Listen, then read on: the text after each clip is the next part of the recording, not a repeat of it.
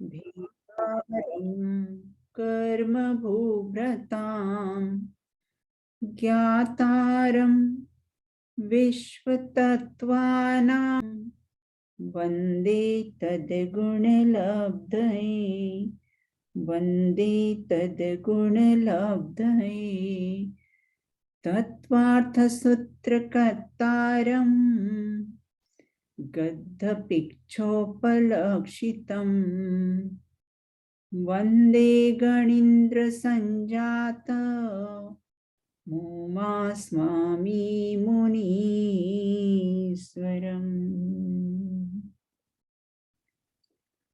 अहंकार का भाव न रखूं, नहीं किसी पर क्रोध करूं, देख दूसरों की बढ़ती पर कभी न ईर्षा भाव रखूं, कभी न ईर्षा भाव रखूं। अपनी चर्चा यहाँ पर तत्वार्थ सूत्र ग्रंथ के माध्यम से काल चक्र पर अपनी चर्चा चल रही थी। पूर्व में हमने चर्चा की थी जो अवसर्पणी काल का जो प्रथम काल है, जो तीन काल प्रथम द्वितीय और तृतीय काल जो तीन काल भोग भूमि के हैं, उसके प्रथम काल की अपन ने चर्चा की थी। उसमें ये बताया गया था कि वह जितने भी हैं ना, 10 प्रकार के वहां पर कल्प वृक्षों की व्यवस्था होती है और वो 10 प्रकार के जो कल्प वृक्ष होते हैं और उसमें भी भरत और ऐरावत खंडों में ही मात्र काल का परिवर्तन होता है।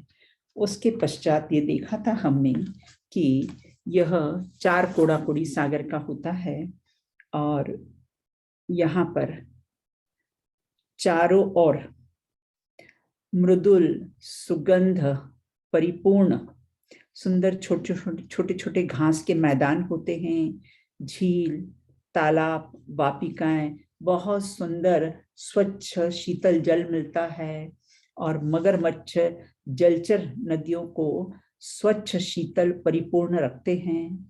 और सर्पणी काल का जो प्रथम काल है उसमें एकेंद्रिय नहीं होते हैं, मतलब शंख चीटी खटमल आदि मतलब विकलेंद्रिय नहीं होते हैं। जो 2 इंद्रिय से जो 4 इंद्रिय के जो जीव हैं विकलेंद्रिय वहां पर नहीं होते, निगोदिया होते हैं और निगोदिया तो सभी जगह होते हैं। सिद्धालय में भी पूर्व में अपने चर्चा की थी कि सिद्धालय में भी कैसे हैं, ठसाठस निगोदिया जीव भरे हुए हैं, लेकिन वे अनंत दुखी।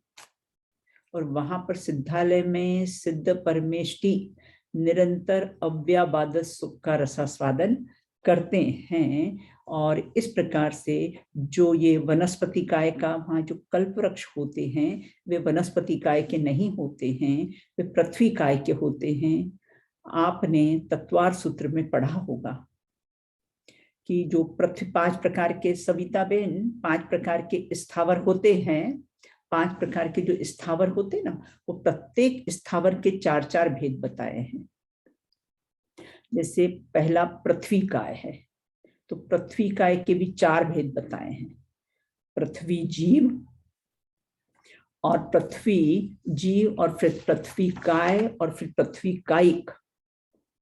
और पृथ्वी पहले तो पृथ्वी, पृथ्वी काय, पृथ्वी कायिक और पृथ्वी जीव। तो पृथ्वी, पृथ्वी मतलब जो फैलाव, जो हमारे ऊपरी सतह दिखती ना उसको पृथ्वी कहते हैं, और वो पृथ्वी मतलब फैलाव। उसके बाद फिर पृथ्वी काय मतलब जिसमें से जीव निकल गया हो, उस पृथ्वी में से जीव निकल, जैसे बड़े बड़े पर्वत होते हैं ना, फिर उसमें से कुछ एक पत्थर बाहर निकल जाता है तो वह कैसा है, पृथ्वी काय। अब उसमें जीव नहीं रहा। जैसे हम डायमंड वगैरह पहनते हैं, ये सब कैसे पृथ्वी काय जीव का मृत कलेवर है, इसमें से वो पृथ्वी जीव निकल गया है। और तीसरे नंबर पृथ्वी कायिक मतलब वो पृथ्वी में वो पृथ्वी कायिक जीव मौजूद है।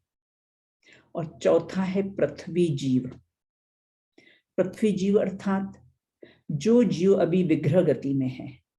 विग्रह गति जानते हैं ना, कि अभी जिस अगर विग्रह मतलब शरीर, जो शरीर को धारण करने के लिए जो गति होती है उसे विग्रह गति कहते हैं। और उस विग्रह गति में मतलब जो जीव गया है और इसके बाद वो पृथ्वी काय में जन्म लेने वाला है, इसको बोलते पृथ्वी जीव। तो ऐसे प्रत्येक स्थावर है ना, पृथ्वी काय, जल काय, अग्नि काय, वायु काय, वनस्पति काय, इतने सारे स्थावर हैं। तो प्रत्येक के 4-4 भेद हैं।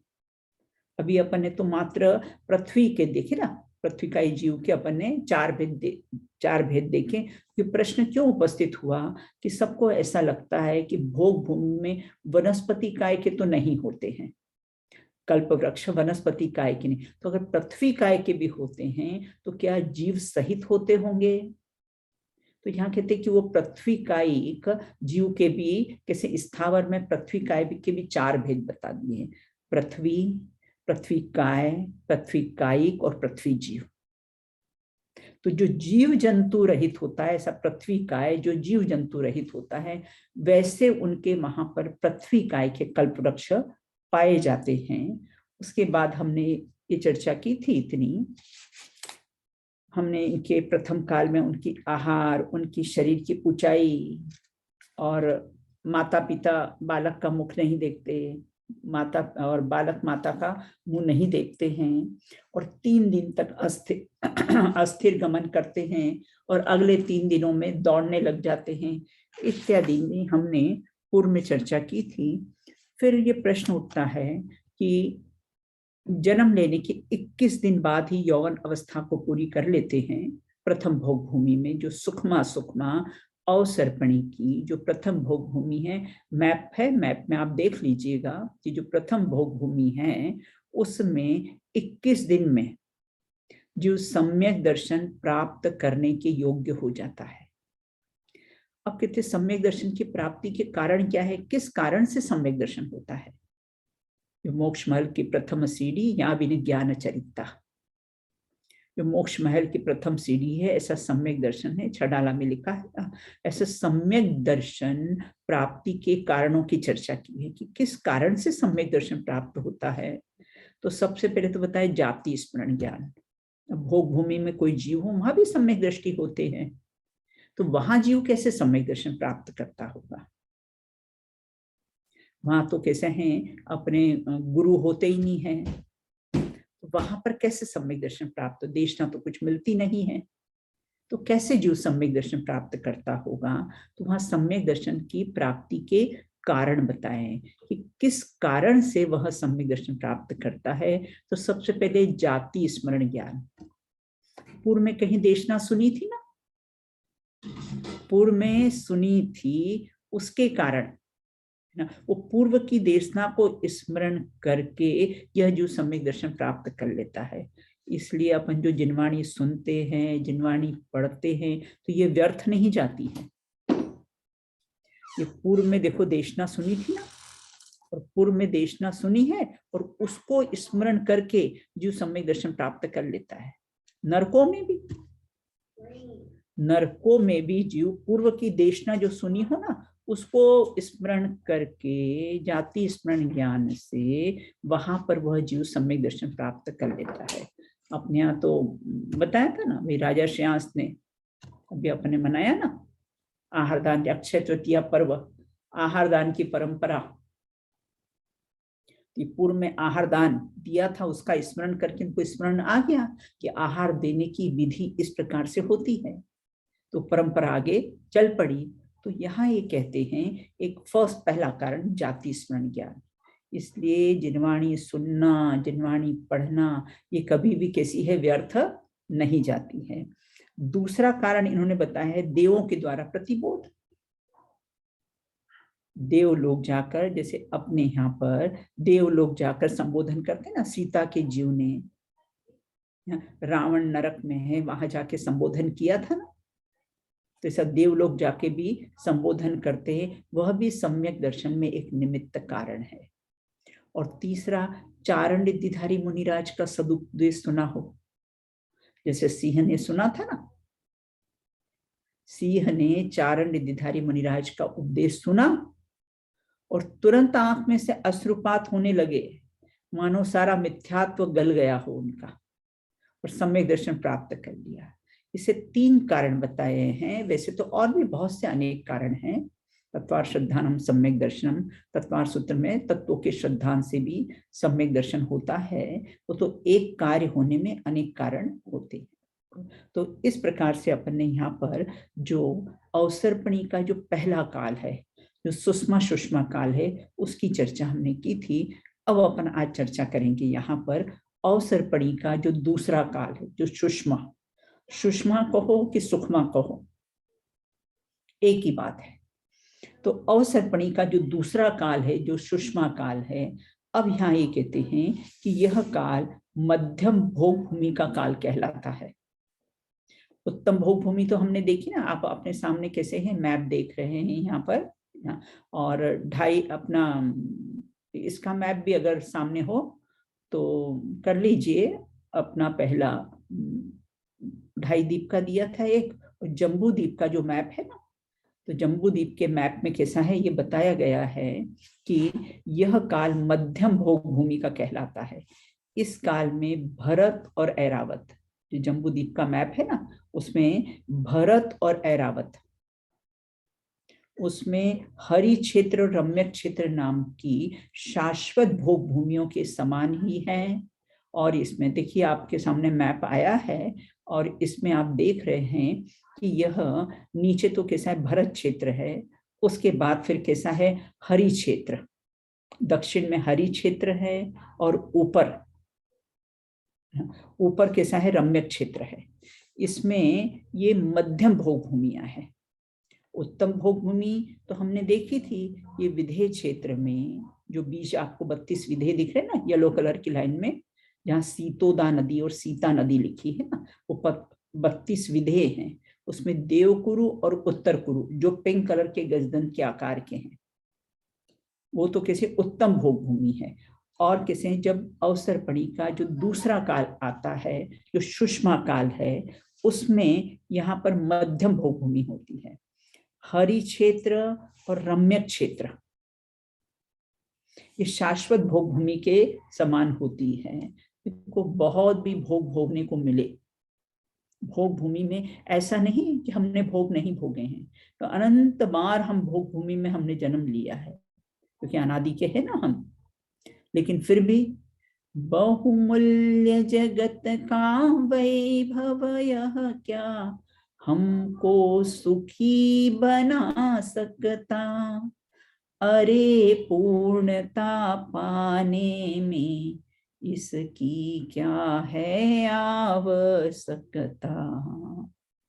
यहाँ तो है ना मनीष जी, यहाँ पर तो है ना सारे भोग के साधन है, यूएस में तो सारे भोग के साधन है। तो ये बहुमूल्य जगत का वैभव यह क्या हमको सुखी बना सकता। कितने सुखी हुए, इतने सालों से सविता बहन भोग भोग रहे हैं, तो कितने सुखी हुए।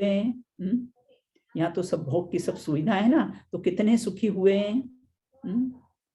करण भाई हैं, मनीष भाई हैं, तो कितने सुखी हुए अपन। तो यहाँ कहते बहुमूल्य जगत का वैभव यह क्या हमको सुखी बना सकता, अरे पूर्णता पाने में इसकी क्या है आवश्यकता। अगर सुखी होते तो तीर्थंकर क्यों त्यागे, काहे को शिव साधन करते संयमते अनुरागे। कोई कमी तो नहीं थी तीर्थंकरों को, बहुत बहुत अपने पास तो कुछ नहीं, एक कौड़ी भी नहीं मिले उसके बराबर, और इतना वैभव होने के बावजूद भी है ना, अपने को ऐसा लगता है ये हमें भोग भोगने को मिले हैं। तो ये भोग भूमि का याद कर लेना कि ऐसे भोग भूमि में हमने अनंत बार जन्म लिया है, और यहाँ तो आयु बहुत अल्प है मनुष्य पर्याय तो 3-3 पल्लियों की आयु। सविता बेन 3-3 पल्लियों की आयु, इतने भोग भोग क्या है, भोगे भोग घनेरे। इतने भोग कैसे हैं, हम भोग कर आए फिर भी कैसे हैं, सुखी नहीं हुए हैं, क्योंकि सुख है ही नहीं ना।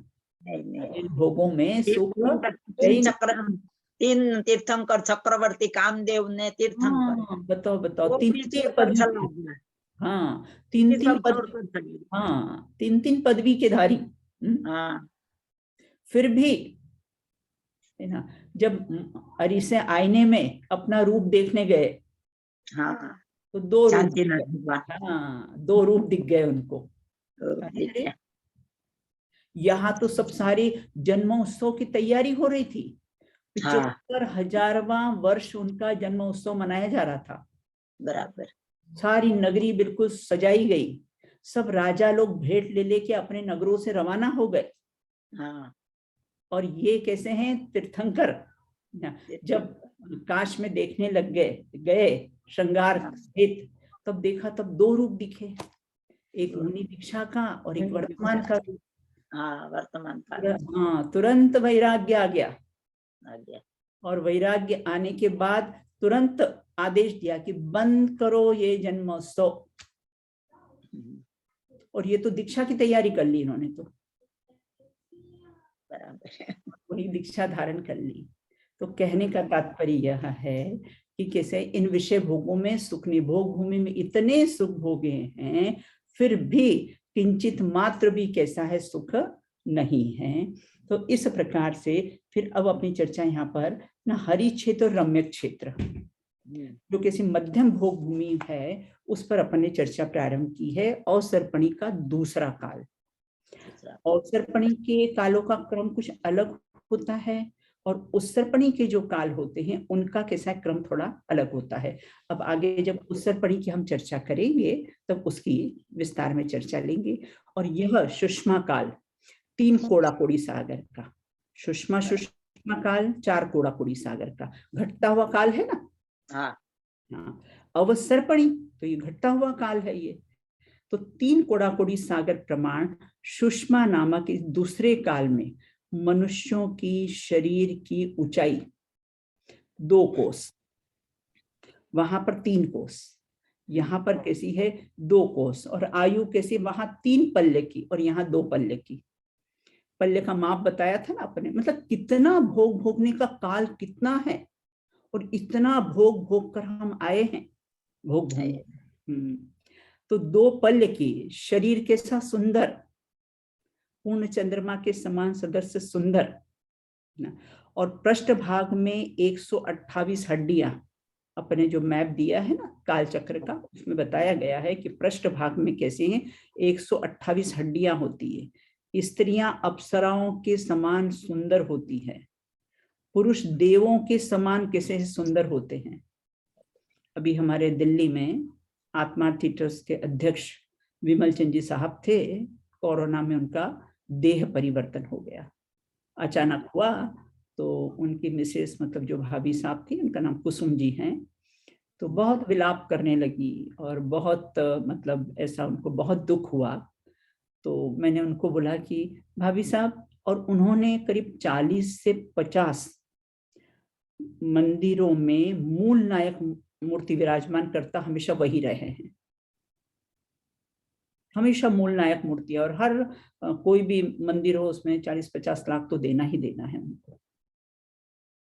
तो भाभी साहब बहुत विलाप करने लगी। मैंने कहा वो तो यहाँ से जाके सविता बेन वो देवगति में गए हैं, और देवगति में जन्म लिया है, वहां तो नियम से 32 देवांगनाएं और अप्सराओं जैसी सुंदर देवांगनाएं, वो जब आपको याद नहीं कर रहे हैं तो आप याद कर करके, विलाप कर करके क्यों दुखी होते हो।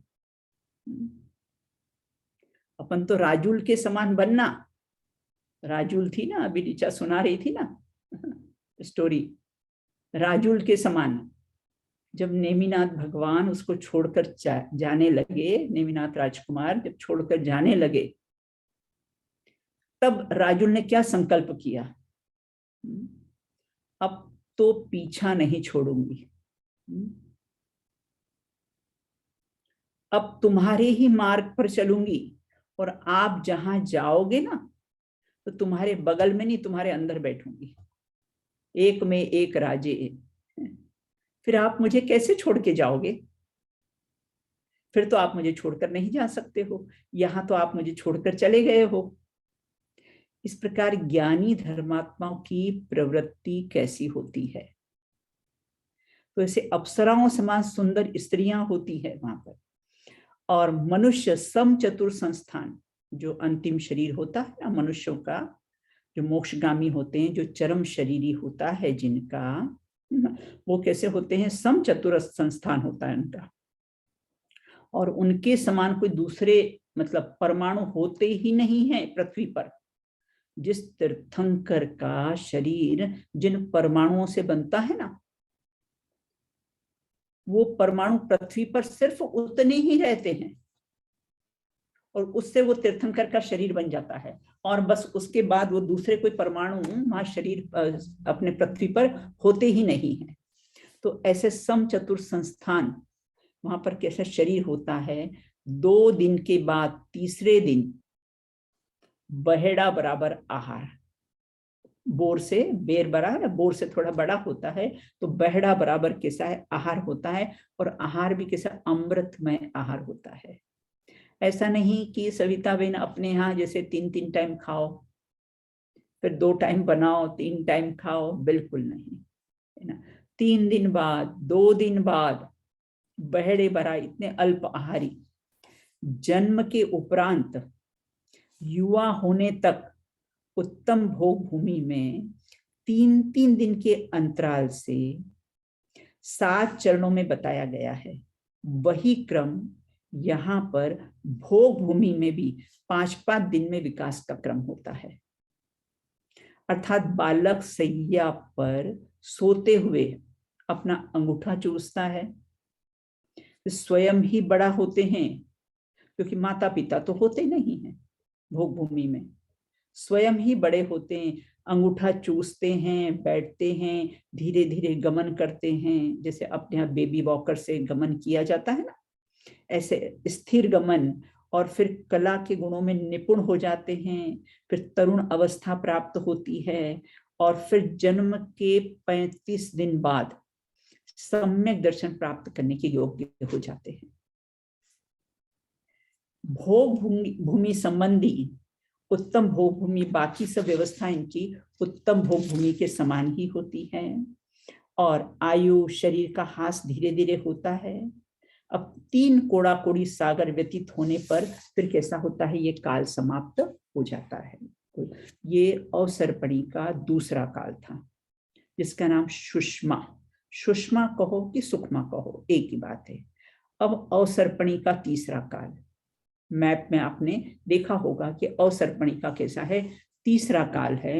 अब तीसरा काल ये सुषमा दुष्मा, इस काल का नाम है सुषमा दुष्मा, और इसी काल से अभी वर्तमान में जो राजा ऋषभ देव थे, जो तीर्थंकर बने हैं, वो इसी काल के अंत में कैसे मोक्ष गए हैं। वैसे तो सब चतुर्थ काल में ही नियम से मोक्ष जाते हैं, ये नियम है, लेकिन अभी हुंडा अवसर्पणी काल के कारण ये जो तीसरा काल अवसर्पणी का जो तीसरा काल है, जो सुषमा दुष्मा काल है, वहां से अंत समय में वहां से मोक्ष गए हैं। जब इस काल का अंत होता है तब वो कैसे हैं? राजा ऋषभ देव यहाँ से मोक्ष गए हैं। यह काल जघन्य भोग भूमि, पहला उत्तम भोग भूमि सुषमा सुषमा काल, दूसरा सुषमा काल कैसे है? मध्यम भोग भूमि, और तीसरा सुषमा दुष्मा काल कैसे? जघन्य भोग भूमि है। यह काल जघन्य भोग भूमि का काल कहलाता है। इस काल देखो, इस प्रकरण को पढ़ने से मेन अपने को यह मालूम पड़ता है, मनीष भाई साहब, यह मालूम अपने को पड़ता है कि देखो अनादिकाल से हम उस सर्पणी से अवसर्पणी, अवसर्पणी से उस सर्पणी, इस प्रकार हम काल परावर्तन करते हुए आ रहे हैं। अब तो क्या भावना भाना, प्रकरण को पढ़कर क्या भावना भाना। अब भव भाव में नाही रुलेंगे, चिदानंद पान करेंगे। अब गतियों में नाही रुलेंगे, चिदानंद पान करेंगे। अब बस यहाँ 50 वर्ष जितनी आयु है पूरी करी, फिर ट्रांसफर, फिर वहां से फिर एबीसीडी से शुरू करना, फिर ट्रांसफर। और कितनी बार जन्म लिया, एक श्वास में 8-10 बार छड़ाला में आया है ना, कितनी बार, एक श्वास में 8-10 बार। किसकी चर्चा की? वो अपनी चर्चा की है कि हमने इतनी बार जन्म लिया और इतनी बार हमारा मरण हुआ। आचार्य तो कहते कि हमें आश्चर्य होता है, हर भाव में कितनी की अपने शमशान घाट गया अर्थियां उठा कर, हर भाव में अपनी भी अर्थियां उठवाई। बोले तुझे विरक्ति नहीं आती इन बातों से, इन कार्यों से विरक्ति नहीं आती है? कब तक जन्म मरण, भैया फिर बचपन, फिर जवानी, फिर पैसा इकट्ठा करो, फिर बंगला गाड़ी करो, बच्चों को पढ़ाओ लिखाओ और बंधु जन को सौंप कर सब चल दिए। तो ये प्रकरण पढ़ने से अपने को ये प्रेरणा मिलती कि कहाँ तक हम ये परावर्तन करते रहेंगे, कब तक हम ये काल चक्र, काल परावर्तन करते रहेंगे, उत्सर्पणी से अवसर्पणी, अवसर्पणी से उत्सर्पणी काल तक। फिर आगे कहते हैं, अब यहाँ पर हेमवत और हैरण्यवत जगन्य भोग भूमि है, उनके नाम है हेमवत और हैरण्यवत हैं। ये भी सब शाश्वत भोग भूमियां हैं और यहाँ भी सारी व्यवस्थाएं कल्प वृक्षों से ही होती है। और धीरे धीरे भोग सामग्रियां सब क्षीण होती जाती हैं, क्योंकि पुण्य एक जैसा तो रहता नहीं किसी का, किसी का भी पुण्य एक जैसा नहीं रहता है। आचार्य तो कहते हैं ना कि नियम से इन संयोगों का वियोग होगा। नियम है, नियम, जैसे सूर्य पूर्व से उदित होता है, पश्चिम में अस्त होता है, ये नियम है ना। उसी प्रकार ये कहते नियम है, ये नियम से जितने भी हमने संयोग जुटाए हैं ना, सब पाप करके जैसे भी जुटाए हैं, तो जितने भी संयोग सब जुटाए हैं, नियम से उसका वियोग होगा। देखो ज्ञानी क्या विचार करते हैं, अज्ञानियों को लगता है संयोग का वियोग नहीं हो जाए, उनको बड़ा भय लगता है। और ज्ञानियों से संयोग डरते हैं कि पता नहीं कब ये छोड़ के चल दे। क्यों सविता बेन? संयोगों को ज्ञानियों से डर लगता है और अज्ञानियों को ये भय रहता है कि संयोगों का वियोग नहीं हो जाए। और ज्ञानियों से संयोग डरते हैं कि पता नहीं ये कब छोड़ के चल दे जाएगा। थी उर्वरी सी अंगनाएं संगिनी संसार की, सिरि शांति जिन तृण, तिनके के समान, जिन शांति जिन तृण समत जीली, राह भव दधि पार की। पता नहीं कब छोड़ के चले जाए, संयोगों को लगता है ये पता नहीं कब छोड़ के चले जाएं, कब दीक्षा ले रही है। तो इस प्रकार से यहाँ ये कहते हैं कि जो हमको भोग सामग्री मिली है, नियम से क्षीण होगी, पहले से दूसरे से तीसरे काल में। और तिलोय परिणति आदि पुराण आदि में तो लिखा है कि 2 कोड़ा कोड़ी सागर प्रमाण इसका काल है। इसके प्रारंभ में मनुष्य की ऊंचाई घटकर 2000 धनुष से अब कैसी हो गई है, दूसरे काल में 2 कोस थी, अब तीसरे काल में मात्र 1 कोस रह गई है। और आयु भी 1 पल्ले की, पहले 3 की फिर 2 की, अब 1 पल्ले की आयु रह गई है। और वर्ण प्रियंगु फल के समान, प्रियंगु फल के समान मतलब जो हरा होता है ना, इस प्रकार के शरीर का वर्ण होता है। इस काल में स्त्री पुरुषों के पृष्ठ भाग में 64 हड्डियां होती हैं। यहाँ के मनुष्य 1 दिन के अंतराल से आंवले के बराबर आहार लेते। पहले 3 दिन, फिर 2 दिन, अब 1 दिन। जगन्य भोग भूमि है ना, तो यहाँ पर कैसे हैं, आंवले के बराबर कैसे हैं आहार ग्रहण करते हैं। हाँ, इस काल में भी जन्मे युगल सैया पर 7 दिन, अंगूठा 7 दिन, वहां 5 दिन का बताया था, वहां 3 दिन का उत्तम भोग भूमि में, मध्य भूमि में 5 दिन में, और यहाँ पर जघन्य भोग भूमि में 7 दिनों तक अंगूठा मतलब पान करते हैं उसका, फिर बैठना, फिर अस्थिर गमन करना, फिर तारुण्य अवस्था, फिर सम्यक दर्शन प्राप्त करने की योग्यता, इन सब में क्रमशः 7-7 दिन लग जाते हैं। इस प्रकार इस काल में 49 डेज है ना। पहले भोग भूमि में 21 दिन में सम्यक दर्शन प्राप्त करने की योग्य हो जाते हैं। अब वहां 35 दिन में, यहाँ 49 डेज में सम्यक दर्शन प्राप्त करने की योग्यता होती है। और अपने यहाँ तो 8 वर्ष मनुष्य पर्याय में बिना 8 वर्ष बताया है। 8 वर्ष बोलते हैं।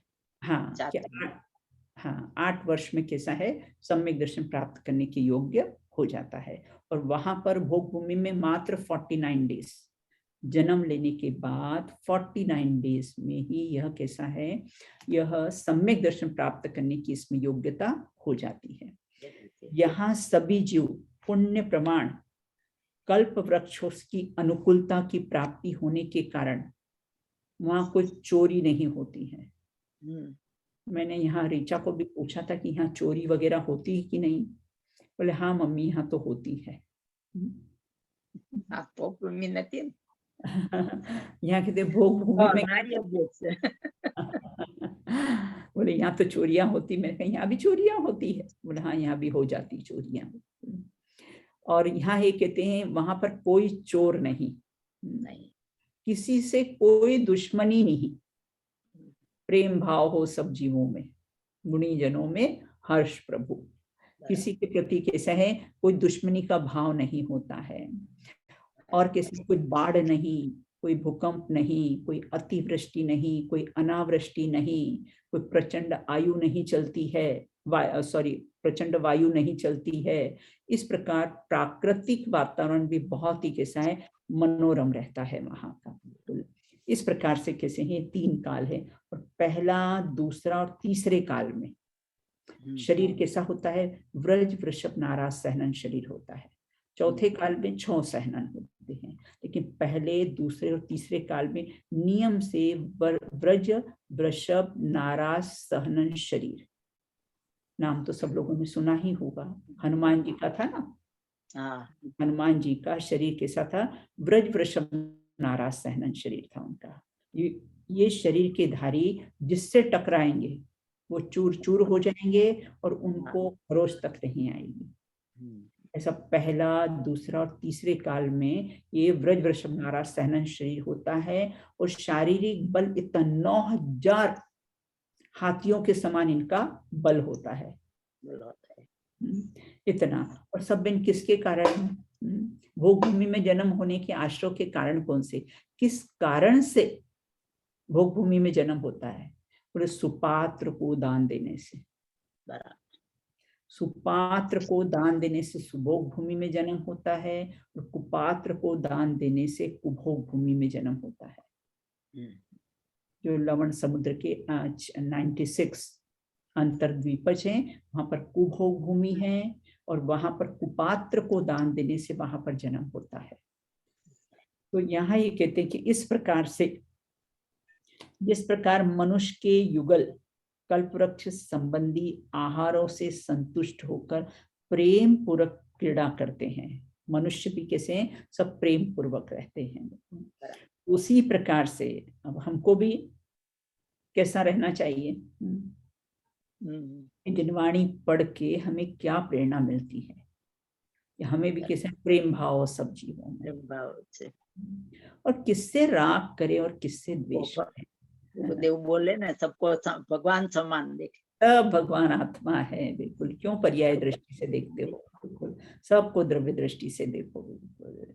तो यहाँ ये कहते हैं कि सब भगवान आत्मा है, और किससे राग करूं और किससे द्वेष करूं, बराबर। हाँ। और बहन है ना, अपन विचार करो, ये उत्सर्पणी अवसर्पणी काल का कोई समय नहीं ऐसा है और कोई हाँ, क्षेत्र ऐसा बाकी नहीं है। कि वो उसको अपने आप जन्म नहीं मिला होगा। हाँ, कार्तिक अनुपेक्षा में 18 नाताओं की कहानियां थी, एक ही भाव की, हम्म, कि एक ही भाव में वही उसका पति हुआ, वही उसका पुत्र हुआ, वही उसका हुआ, जैसे 18 नाताओं की कहानियां थी। बराबर। और वसुधैव कुटुंबकम, किससे राग करे और किससे द्वेष करे। यूज करे। आ, काल परावर्तन में, क्षेत्र परावर्तन में ऐसा कोई जीव नहीं है जिससे हमारी रिश्तेदारी नहीं हुई हो। होती हम है। अनादि के हैं ना। हम्म, कई बार हमारी माता बने, वही हमारी माँ बनी, वही उनकी बेटी बनी, और वो अनंत बार सब ये संयोग मिले हैं। तो मिला है। हमको इस भाव में ऐसा लगता है, इस भाव में ये मेरे पुत्र हैं, ये मेरे पति हैं, ये मेरे रिश्तेदार हैं। बाकी अनंत भाव में अनंत बार। अनंत बार बराबर से। हाँ, और बेन देखो, जैसे ही देह परिवर्तन होता है कि सब विस्मरण। मनीष भाई साहब, आपको याद है कि पूर्व भाव में कौन माता पिता थे आपके? हाँ, बराबर से। कौन माता पिता थे, कौन रिश्तेदारी थी, कहाँ रहते थे, कहाँ घर था, कुछ याद है क्या? કેટલી संपत्ति थी। है ना। देखो सविता बेन, याद नहीं है ना। ऐसे यहाँ से जाएंगे ना, यहाँ से जाएंगे ना, तो हाँ, तो वो भी नहीं याद रहेगा। हाँ, 3 समय, 3 समय मालूम है। चौथा समय में तो जन्म ही ले लेगा। और ऊपर सब जाके कुछ नहीं, यहाँ मेरा मेरा करता है, और उसके बाद सब भूल जाते हैं। अपने को याद ही नहीं है कि कौन पूर्व में माता पिता, घर बार कौन था, कौन पति, कौन पत्नी, कौन बच्चे, कुछ नहीं याद रहने वाला है। वो कुटुंबजनों भी कितना दिन याद करेगा। हाँ, कितना कितना दिन। अब आजकल तो इतनी व्यस्त लाइफ में कहाँ कौन याद करता है, बिल्कुल। कोई नहीं याद करता है। अभी हम जयपुर में मैं रहती थी, तो हाँ, बहुत ये 13वीं जब होती थी ना, तो 13 दिन तक प्रवचन करने के लिए जाती थी लोगों के घर पर। तो वहां पर सविता बेन, वो 13वां दिन हुआ ना, पेपर में हाँ, निकाल दे, अब हमने बैठक उठा दी गई है, मतलब कोई हाँ। चर्चा भी करने मत आना। अब आप हमारे यहाँ कोई चर्चा भी, हमने बैठक उठा दी गई है। ये संसार की स्थिति है बेन, बिल्कुल। बराबर से। गंभीरता से सोचो ना, तो बराबर वैराग्य आए बिना रहे नहीं। अपने है ना, मेरा मेरा करते कोई नहीं याद करने वाला है। जैसे हम नहीं हाँ, याद करते तो हमें कौन याद करेगा? कौन याद करेगा। कोई नहीं याद करने वाला है, बस बिल्कुल। तो इसलिए देव सास गुरु की ही शरण में जाना, बस वहीं सुख और वहीं शांति है। बस शांति। विचार करना कि अब तो कैसा है, सिद्धों की श्रेणी में आने वाला मेरा नाम है, बस। अब हाँ, मुझे तो भगवान बनना है, बस। तो बराबर। सिद्धालय में सिद्धों की श्रेणी में जाके विराजमान होऊंगा। अब कुंकुमाचार्य कुंकुमाचार्य कहते ने अनंत सिद्धों ने साथ। हाँ, बराबर, એનું बिल्कुल। તો શું કે તું પોતે જ સિદ્ધ બન જા। हाँ, बस बस। देखो વિદ્યાલયમાં તું सविता बहन, कोई भी हाँ, दर्शन में भगवान बनने की बात नहीं है। मनीष हाँ, साहब, कोई भी दर्शन में भगवान बनने की बात नहीं है। एकमात्र जैन दर्शन ही ऐसा दर्शन है जहां पर भगवान बन सकते हैं। हाँ, एक बराबर। बार हम रास्ते में ट्रेन में आ रहे थे, तो बोले जैन दर्शन और अन्य दर्शन में क्या अंतर है? तो कोई वो अंतर है। हाँ, वैष्णव थे, हमने बोले बताइए, बोले क्या अंतर है? मैंने कहा आप भगवान बन सकते हो? बोले हम कैसे भगवान बन सकते हैं, हम तो भक्त हैं, भगवान कैसे बन सकते हैं? मैंने कहा जैन दर्शन ही ऐसा दर्शन है जिसमें भगवान बन सकते हैं। बन सकता है। जैन तो दर्शन में पण वो श्वेतंबर हमारी बाजू में रहता है बोरीवली। जी जी, तो उसकी वो देरासर से आई, मेरे को पूछने के आई हाँ हाँ, कि जी सम्यक दर्शन એટલે क्या होता है। बराबर बराबर, बताओ। बराबर, बिल्कुल, है ना। तो ये तो एक बहुत महापुण्य की उदय से अपने को ऐसा हाँ, सुंदर सिद्धांत, अपने को जैन दर्शन कोई जाति नहीं है, आती नहीं है वो। हाँ, कोई संप्रदाय नहीं है, कोई वाड़ा नहीं है। ये तो वस्तु का स्वरूप, ये तो सिद्धांत है। जैन सिद्धांत है। दर्शन एक सिद्धांत है, सिद्धांत है। ये कोई वस्तु का जाति। स्वरूप हाँ, स्वरूप वस्तु का बस स्वरूप वस्तु का होता है स्वरूप है, बस सिद्धांत। बिल्कुल। हाँ, जैसी वस्तु है ना, तो वैसा वस्तु का स्वरूप है ये, एक बिल्कुल। तो यहाँ ये कहते हैं कि इस प्रकार भोग भूमि में तीनों काल की अपन ने चर्चा की है। हाँ पहले सुषमा सुषमा काल, इसमें पश्चिम उत्तम भोग हाँ, भूमि, 25 सुषमा काल, इसमें मध्यम भोग भूमि, और तीसरा काल जो सुषमा दुष्मा काल है कुल, है ना। तो सुषमा दुष्मा काल जो तीसरी जघन्य भोग भूमि है, तो इसमें भी कैसे हैं, तिर्यंश के जोड़े भी बहुत प्रेम पूर्वक रहते हैं। रहते हैं, बराबर। उस समय सिंह के युगल, मतलब भोग भूमि में सिंह और गाय बैल भैंस सब आपस में सब क्रीड़ा करते हैं, पीड़ा आपस करते हैं, में। हाँ किसी से कोई बैर विरोध नहीं है। नहीं है, तिर्यंश के जोड़े भी प्रेम पूर्वक क्रीड़ा करते हैं। उस समय सिंह के युगल, कहीं हाथियों के युगल, कहीं ऊंट के, अपने आप तो कुत्ता बिल्ली अगर एक दूसरे को देख लेना हाँ तो भौंकने लग जाए, मतलब वो जातिगत दुश्मनी जैसे, बिल्कुल जाता है, बिल्ली और बराबर। चूहे की और कुत्ते और बिल्ली की जातिगत दुश्मनी। अब यहाँ तो मैंने सुना है कि कुत्ते बिल्ली दोनों एक साथ पाल लेते हैं। हाँ जब भोग भूमि की याद आई, मैंने कहा भोग भूमि में ऐसे प्रेम से रहते हैं। हाँ तो कहीं ऊँटों के युगल, कहीं सूकरों के युगल, और कहीं पर मद से धीमी चाल से चलने वाले व्याघ्रों के युगल, मनुष्यों के बराबर आयु को धारण करने वाले गाय घोड़े भैंस के जोड़े, इत्यादि। अब इसमें से किसी को प्रश्न बेन किया, सविता बहन, हाँ हाँ मनीष भाई, और जो भी, मुझे नाम तो ज्यादा नहीं, 2-4 लोगों के नाम ही मुझे याद है, करण भाई हैं इसमें, है ना। तो वहां मुझे एक प्रश्न किया कि क्या भोग भूमि के सिंह आदि पशु भी मांस का भक्षण करते हैं क्या?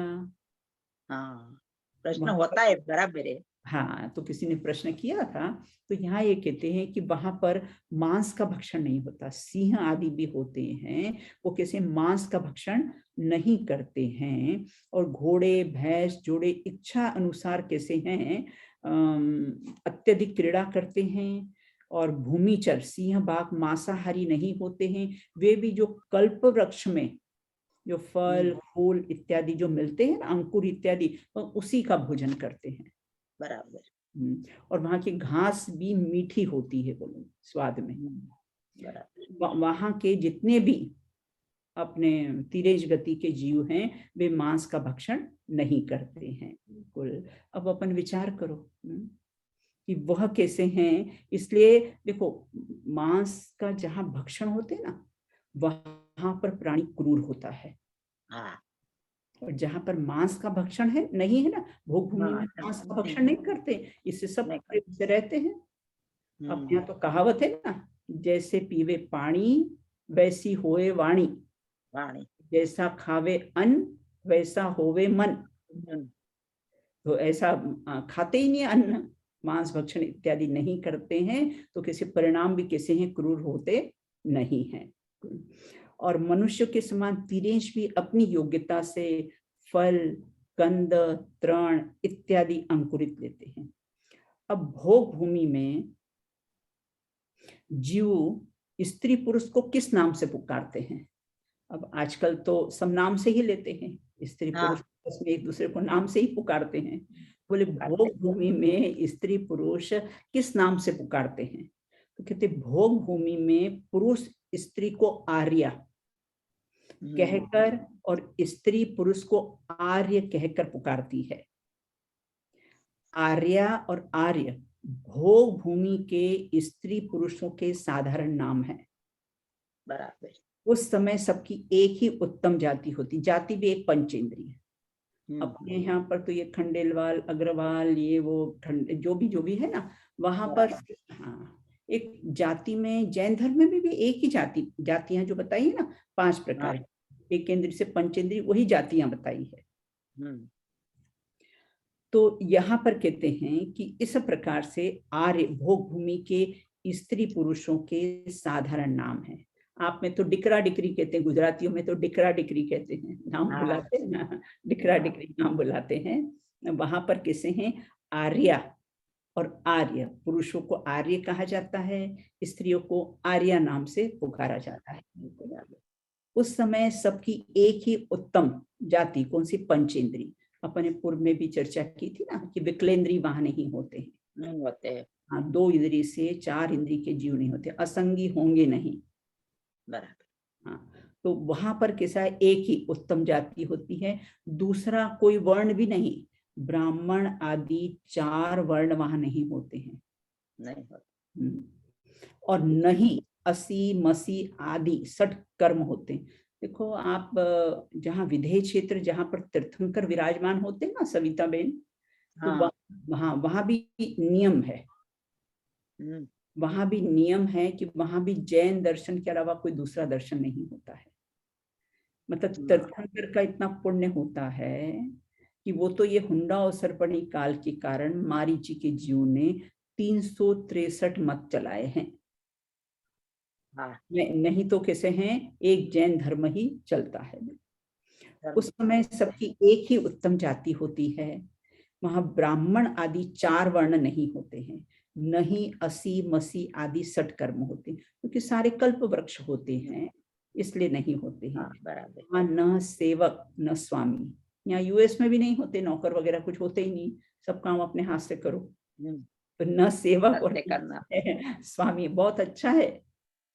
अपने यहाँ जैन पूरा भोग जैन धर्म में तो है ना, ये 24 प्रकार के जो परिग्रह आते हैं ना, जिसमें बाह्य परिग्रह में ये नौकर चाकर भी आते हैं, जैसे मुनिराज नहीं लेते ना, बराबर। परिग्रह 24 भेद त्याग करे मुनिराज। मुनिराज जी 24 प्रकार का त्याग करते ना, तो उसमें उनका कुछ नौकर नहीं, नहीं तो चलो साथ में कोई पीछे का मंडल उठा है, इतनी पराधीनता नहीं, क्योंकि नौकर चाकर भी परिग्रह में आते हैं।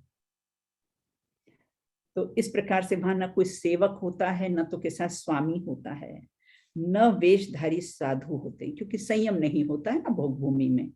मात्र चतुर्थ गुणस्थान, इससे आगे का गुणस्थान नहीं बढ़ता है वहां पर, संयम वहां पर नहीं होता है, मतलब देशव्रती और महाव्रती वहां पर नहीं होते हैं।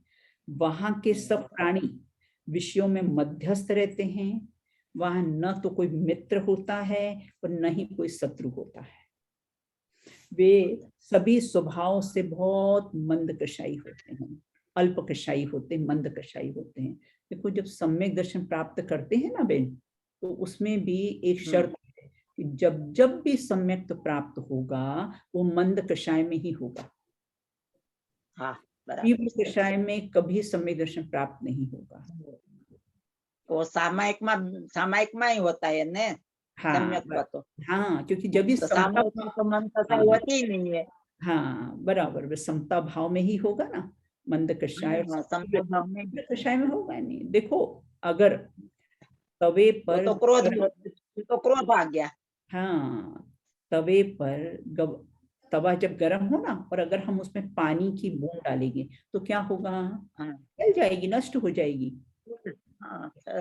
तवे पे डालेंगे तो पानी की बूंद कैसी होगी, जलेगी नहीं। उसी प्रकार तीव्र कषाय में सम्यक का बीज कभी उत्पन्न होगा ही नहीं। जब जब भी होगा वो मंद कषाय में ही होगा। इसलिए हमेशा कषाय कैसी है, मंद रखना। बराबर। ये कषाय, ये तीव्र कषाय से ये संसार की वृद्धि होती है, संसार की वृद्धि का कारण ये तीव्र कषाय है। कषाय कैसी है, मंद होना चाहिए। तो वहां पर भोग भूमि में कैसा है, अपने अल्प कषाई होते हैं, मंद कषाय होते हैं। अगर हमें सम्यक दर्शन प्राप्त करना हो, जो मोक्ष महल की प्रथम सीढ़ी, तो कैसा है, कषाय हमेशा कैसी है, मंद रखो बिल्कुल। इस प्रकार यह कहा जाता है कि भोग भूमि का काल उत्तम काल है, जहां प्राणियों को सर्व प्रकार की बाह्य अनुकूलता और अनुकूलताएं होती हैं, लेकिन फिर भी कहावत है ना, सबे दिन जात न एक समाना, सब दिन एक समान नहीं होते हैं ना। ये परावर्तन कैसा है, होता ही रहता है, सब दिन कैसे हैं, समान नहीं होते हैं। इस प्रकार से किसे भोग भूमि का काल भरत और ऐरावत क्षेत्रों में एक सा नहीं रहता है, समय के साथ साथ कैसा है, ये परावर्तन परिवर्तन होते रहते हैं बिल्कुल।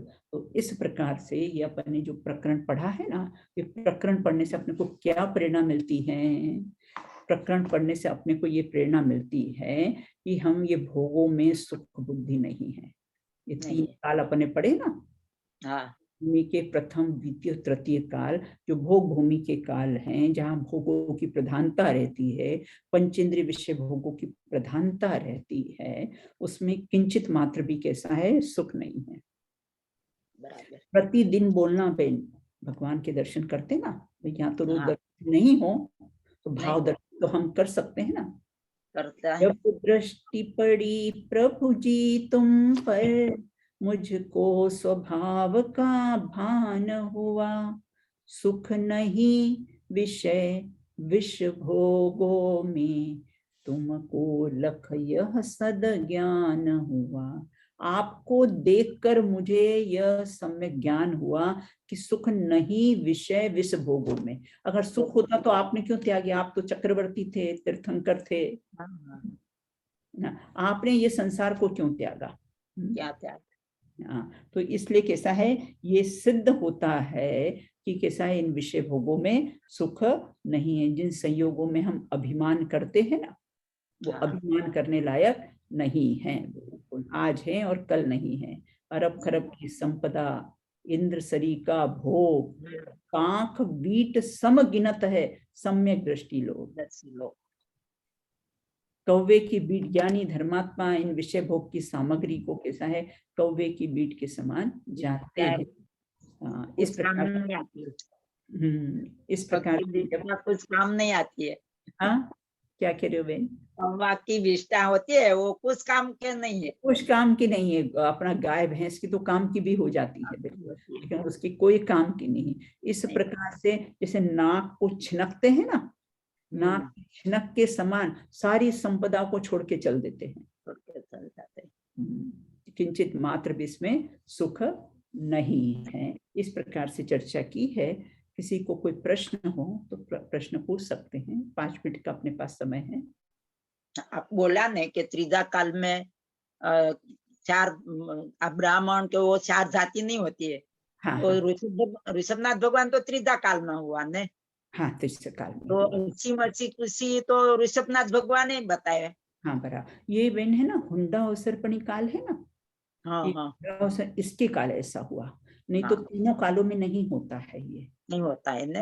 हाँ नियम से कैसे चतुर्थ काल में ही मोक्ष जाते हैं, मोक्ष के हाँ द्वार चतुर्थ काल में ही खुलते हैं। लेकिन ये असंख्यात उत्सर्पणी और असंख्यात अवसर्पणी, ये हम जो देख रहे हैं पूरा काल चक्र, पूरा 20 हाँ कोटि सागर का कल्प काल है, ऐसे हाँ असंख्यात उत्सर्पणी और असंख्यात अवसर्पणी काल निकल जाने के बाद ये ऐसा हुंडा अवसर्पणी काल जो पंचम काल जो वर्तमान में चल रहा है, हुंडा हाँ मतलब निकृष्ट काल। निष्ठ। लेकिन मैंने अपने अपने लिए तो उत्कृष्ट ही है। हाँ आपके अपने लिए तो लिए तो उत्कृष्ट, जो धर्म के मार्ग में लगे हैं ना, उनके लिए तो बहुत उत्कृष्ट काल ही है, उनके लिए निकृष्ट।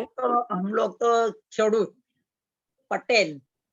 अच्छा हमने तो कैसा आत्मा होता है, कैसा हाँ, नौकार मंत्र होता है, कैसा धन धर्म होता है वो कुछ मालूम नहीं था। बराबर बराबर, बिल्कुल बहुत अच्छा है ना, कोई स्वामी का, गांधी स्वामी का हाँ तो हिसाबे हम लोग आ धर्म मार्ग है। जी जी, बराबर बराबर, बिल्कुल है ना। तो अपना तो महापुण्य का उदय है, अपने हाँ तो कैसा है, ये चौथे काल जैसा ही है बिल्कुल। ऐसा अपन ही। जो, और क्या आपके यहाँ पर ये मंदिर है ना भाई, दर्शन हो जाते हैं, ये कितनी बड़ी बात है। हाँ हमारा गांव में बनाया है ना मंदिर कान्हा तालाब में। हाँ अच्छा, कान्हा तालाब के हो आप। हाँ हम अच्छा कान्हा तालाब। अच्छा अच्छा, राइट, मैं गई हूँ कान्हा तालाब। हाँ बहुत अच्छी बात। हाँ जगन्नाथ भगवान ने ना बनाई हाँ हाँ हाँ, जहाँ जहाँ भी प्रतिष्ठाएं हुई थी ना, तो वहाँ दर्शन करने के लिए गए थे, तो कान्हा तालाब भी गए थे वहाँ पर दर्शन करने के हाँ लिए। तभी तो मेरे को कुछ मालूम नहीं था जैन धर्म हाँ क्या होता है। बराबर, वो तो महापुण्यपुर में आपने कोई अनुमोदना की होगी ना, हाँ कि आपको ऐसा हाँ धर्म, सच्चा धर्म, सही सिद्धांत, और वो अपने को बराबर। रूसते हैं, बिल्कुल। तो महापुण्य के हाँ उदय से अपने को मिला है। ये सारी भोग सामग्री का ये पुण्य का उदय नहीं है। नहीं है। मेरा हस्बैंड 16 साल हो गया। हाँ हाँ वो થઈ ગયા देव शरीर का परिवर्तन हो गया है उनसे। बराबर, પછી 2 लड़का है, 2 लड़का का सब सौंप दिया। हाँ हाँ मैं आई हूँ अच्छा आपको जैसी अच्छा। आप उपदेश दे सकती हो, मैं नहीं दे सकती। 2 साल 2 दो ધોરણ ભણ્યું, પહેલી ને બીજી દો જ. नहीं क्या, दो कक्षा भणी. अरे बहन आपने उनकी कहानी नहीं सुनी? हाँ. मतलब इतना भी याद नहीं रहता कि उड़द अलग है और छिलका हाँ, अलग है। अच्छी नहीं. हाँ, ये छेपसम ज्ञान की बहन कोई कीमत थोड़ी है, बिल्कुल याद रहे नहीं रहे, बिल्कुल है ना। हमारे यहाँ याद रहता है सब, बोल हमारे दिल्ली में एक बहन थी, वो भी बार बार कहती, दीदी मुझे कुछ याद नहीं रहता। मैंने कहा आपको कुछ याद नहीं रहता है? याद नहीं है। तो इतना तो आपको याद रहता है ना। मैंने कहा बस काफी है, मैंने कहा काम अपना हो जाएगा, बिल्कुल। मीना कुछ बात जय जी ने दीदी। हाँ जय जी ने। एक प्रश्न, हाँ एक प्रश्न है दीदी मेरा। हाँ बोलो। योग निरोध पूर्वक मोक्ष केवल मोक्ष की प्राप्ति होती है, ये योग निरोध क्या होता है? हाँ, योग अपने मन वचन और काय, 3 योग होते हैं, सुना होगा ना मन। हाँ, मतलब जब हम मन के द्वारा कुछ भी विचार करते हैं तो यहाँ के आत्मा के प्रदेश कैसे हलन चलन को प्राप्त होते हैं, उसको बोलते हैं मन योग। वचन योग मतलब अभी जैसे मैं बोल रही हूँ और मैं बोल रही हूँ तो यहाँ पर जो आत्मा के प्रदेश है ना वो ऊपर नीचे हो रहे हैं ना। हाँ जी। तो ये वचन योग। और अब मैंने ये अभी हाथ ऊपर किया फिर नीचे किया, तो यहाँ के जो आत्मा के प्रदेश हाथ में है ना, ये ऊपर नीचे हो रहे ना, ये इसको बोलते हैं काय योग। ऐसे मन वचन और काय, ये 3 योग कहे जाते हैं। और जब 13वां गुण स्थान होता है ना, जब अनंत परमेष्टि का जब 13वां गुण स्थान होता है तब ये योग निरोध हो जाता है। ये 3 नहीं रहते। इससे 14वां गुण स्थान फिर अयोग केवली दशा है जी, है ना। तो ये 3 योग बिल्कुल उस समय में भी आपने देखा होगा, धन्य तेरस के दिन है ना, अब भगवान का वचन योग भी समाप्त, दिव्य ध्वनि खिरना बंद हो जाती है। हाँ है ना, दिव्य ध्वनि खिरना, वचन योग भी समाप्त हो जाता है उनका। तो ये मन वचन काय तीनों का निरोध हो जाता है, मतलब तीनों समाप्त हो जाते हैं। फिर अयोग केवली अवस्था 14वां गुण स्थान, और 14वां गुण स्थान का तो काल बहुत ही अल्प है। अ ई उ री और ल, ये मैंने 5 शब्द बोले ना, इसको हस्त शब्द बोलते हैं। ये 5 मैंने शब्द हस्त, हाँ नहीं, इसको है ना हश्व शब्द बोलते हैं। हाँ, तो अ ई उ री और ल, ये 5 मैंने शब्द बोले। अब इसमें कितना टाइम लगा? जितना टाइम लगाना उतना टाइम वो 14वें गुणस्थान में अयोग केवली दशा में लगता है, और इसके बाद फिर कैसे सिद्धालय में जाके विराजमान हो जाते हैं। वो अयोग केवली दशा। और योग मतलब है ना, अभी यहाँ पर योग का निरोध हो जाता है, 13वें गुणस्थान में योगों का निरोध हो जाता है और फिर 14वां गुणस्थान प्राप्त हो जाता है। तो उसको योग निरोध बोलते हैं। हाँ, उसको ही योग निरोध बोलते हैं।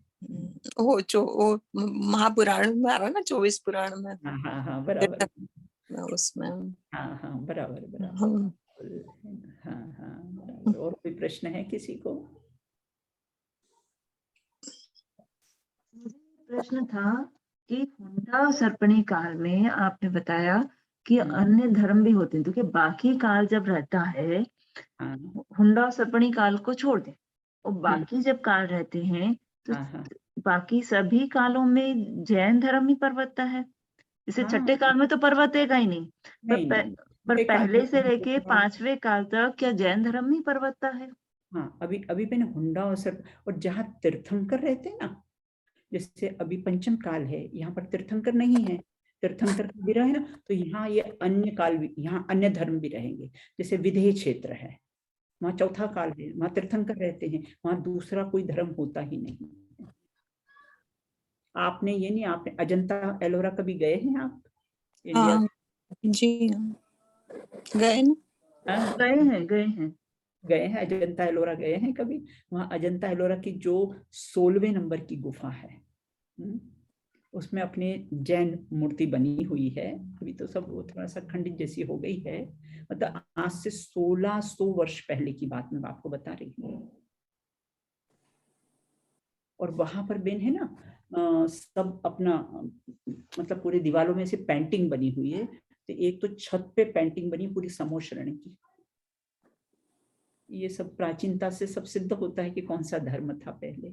हाँ, ग्वालियर के में किले में, सारे किले में चट्टानों में पूरी मूर्तियां ही हाँ, बनी हुई पूरे है। अपने पूरे दोनों साइड हाँ, ग्वालियर का जो दोनों किला है साइड, ना, हाँ, दोनों की- साइड अपनी दिगंबर प्रतिमाएं हैं। हाँ, पूरी चट्टानों में, बड़ी बड़ी चट्टानों में बनी हुई और प्रतिमाएं। वहां पर उस समय जब ये मुगल शासन था ना, तो उसको नग्नता से बहुत चिढ़ थी, वो हाँ, बहुत अच्छा था नग्नता। तो उसने सारे मूर्तियों के ऊपर की गर्दन और नीचे के लिंग, आपने देखना वहां पर। हाँ, हाँ, तो पूरे मैं तो 2 बार वहां पर पोजीशन के लिए गई थी ग्वालियर।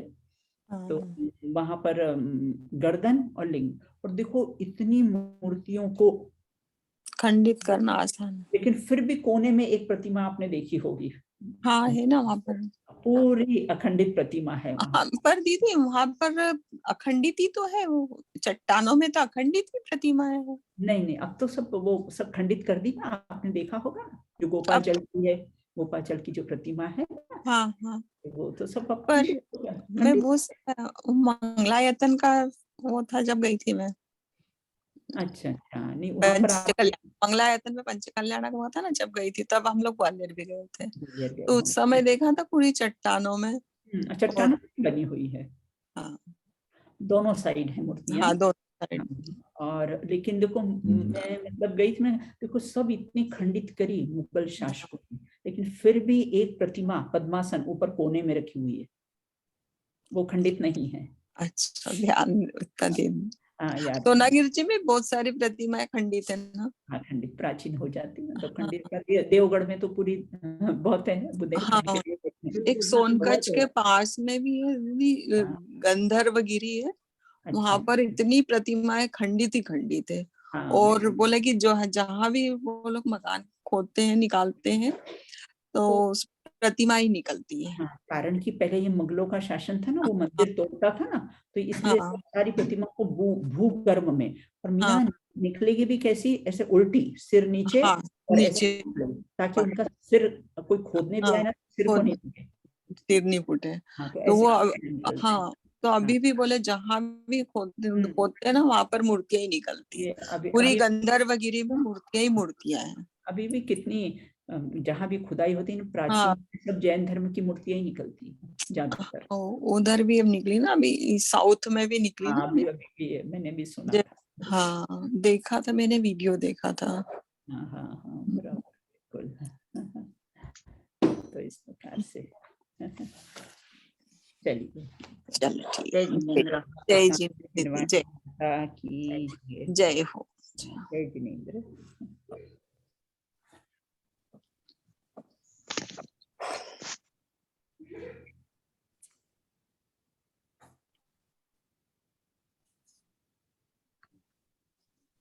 कायो सर करेंगे। हाँ, कायसर कर लेते हैं।